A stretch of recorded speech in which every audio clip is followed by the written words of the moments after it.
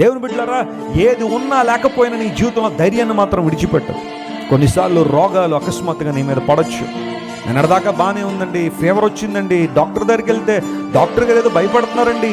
అమ్మా, ఈ ఫీవర్ మామూలు ఫీవర్ కాదమ్మా అంటున్నాడండి. భయం వేసేస్తుందండి వెస్లీ గారు. లేకపోతే ఏదో గడ్డ నా దేహంలో ఉందండి, అదేదో చిన్న కణితి అనుకున్నాను, అది ఒకవేళ నన్ను ఇబ్బందులకు నెట్టేసే పరిస్థితి రావచ్చేమో డాక్టర్లు భయపడుతున్నారండి.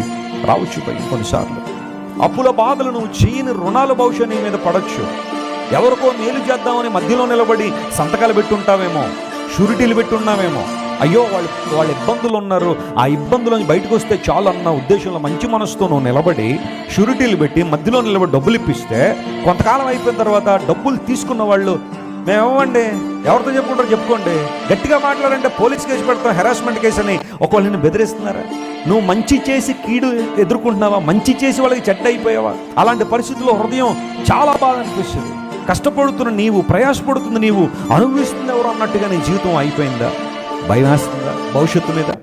ఎదిగిన ఆడపిల్లలు ఇంట్లో ఉన్నారండి వెస్లీ గారు, వారికి పెళ్ళిళ్ళు ఎలా జరుగుతాయి?